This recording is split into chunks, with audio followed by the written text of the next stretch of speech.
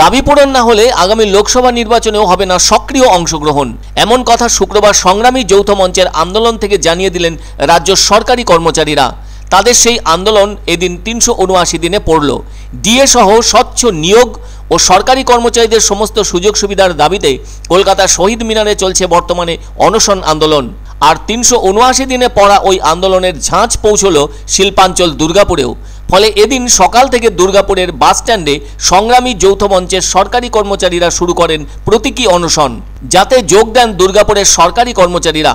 এ ব্যাপারে যৌথ সংগ্রামী মঞ্চের সদস্য নির্জন কুণ্ডু বলেন, সরকার কোনো ব্যবস্থা নিচ্ছে না, তাই কলকাতার শহীদ মিনারেই শুধু নয়, সারা রাজ্য জুড়েই চলছে জোরদার আন্দোলন। যতদিন না পর্যন্ত রাজ্য সরকার তাদের দাবি না মানছে, ততদিন পর্যন্ত তাদের ওই আন্দোলন চলবে। আসন্ন লোকসভা নির্বাচনের আগে তাদের দাবিগুলি পূরণ না হলে ওই নির্বাচনের কাজে সক্রিয় অংশগ্রহণ করবেন না তারা। এদিকে ২০ দিন ধরে চলছে তাদের অনশন আন্দোলন। এ যাবৎকালে রাজ্যের বিরুদ্ধে রাজ্য সরকারি কর্মী ও অবসরপ্রাপ্ত কর্মীদের সবথেকে বড় আন্দোলন বলা চলে এই ডিএ আন্দোলন। এদিকে ৮ই ফেব্রুয়ারি রাজ্য বাজেট থেকে সরকারি কর্মচারীদের জন্য আরও ৪% বাড়ালো ডিএ, আর এর আগেও আরও ৪% বাড়িয়েছিল ডিএ। সরকার ২ ধাপে মোট ৮% ডিএ বাড়ালো রাজ্য সরকারি কর্মচারীদের জন্য। এ নিয়ে রাজ্যের বিরোধী দলনেতা গতকালই এক সাংবাদিক সম্মেলনে বলেছিলেন, এখনও কেন্দ্রীয় সরকারের ডিএর সঙ্গে ফারাক রয়েছে 40%। তবে বর্তমানে আদালতের নির্দেশে আন্দোলনকারীরা শহীদ মিনার ময়দানের একদিকে অবস্থান আন্দোলন চালিয়ে আসছেন। ফলে তাদের লাগাতার ওই আন্দোলন এদিন নিয়ে মোট ৩৭৯ দিনে পড়ল বলে জানানো হয়েছে। দাবি আদায়ের জন্য বিভিন্ন সময় পেন ডাউন থেকে ধর্মঘট, মিছিল, এমনকি নবান্ন চত্বরে অবস্থান বিক্ষোভ করেছেন তারা।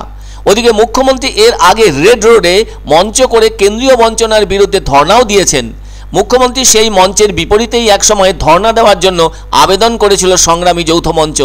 এই মর্মে সেনাবাহিনীকে চিঠিও দেওয়া হয়েছিল, কিন্তু ৪ঠা ফেব্রুয়ারি তাদের সেই আবেদনের ব্যাপারে কোনো সাড়া আসেনি। কিন্তু ৩রা ফেব্রুয়ারি উল্টে একটি নোটিশ এসেছিল।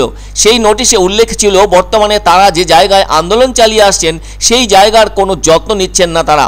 তবে ওই নোটিশে আন্দোলনকারীদের উঠে যেতেও বলা হয়নি, কেননা বর্তমানে সরকারি কর্মচারীরা অনশন চালিয়ে আসছেন। এদিন যা ২০ দিনে পড়ল, আর এখন তারা খোলা আকাশের নিচেই সেই আন্দোলন চালিয়ে আসছেন। এদিকে তারা মনে করছেন সরকারি কর্মচারীদের সঙ্গে সরকারের উচিত ছিল আলোচনায় বসা। উল্লেখ্য, ২০২৩-এর ১০ই ডিসেম্বর ডিএর ব্যাপারে ও পুরনো পেনশন স্কিমের দাবিতে পাঞ্জাবে বিরোধীরা সরকারকে ভালোমতো চেপে ধরায় ৪ঠা জানুয়ারি সরকারি কর্মচারীদের প্রতিনিধিদের সাথে দেখা করার কথা জানিয়েছিলেন মুখ্যমন্ত্রী ভগবন্ত মান। এদিকে এই রাজ্যে সে ধরনের কোনো পদক্ষেপ দেখা যায়নি বলে বক্তব্য আন্দোলনরত রাজ্য সরকারি কর্মচারীদের। 4% ডিএটা খুব একটা বড় ব্যাপার নয়। বড় ব্যাপারটা হচ্ছে যে এআইসিপিআই অনুসারে যে ডিএ দেবার যে ভারতবর্ষে সরকারি কর্মচারীদের যে সাধারণ আইন আছে, সার্ভিস রুল আছে, সেই অনুযায়ী একটা স্থায়ী আদেশনামা তাকে বার করতে হবে। এই স্থায়ী আদেশনামার মাধ্যমেই অন্য রাজ্যের সমস্ত কর্মচারীরা ডিএ পান। আমাদের রাজ্যে শুধু এই ডিএ নিয়ে একটা রাজনীতির চেষ্টা করা হয় যে আমি দিলাম, আমরা দিলাম, হেনা দিলাম, তেনা দিলাম। ডিএটা তো আমাদের বেতনের অংশ।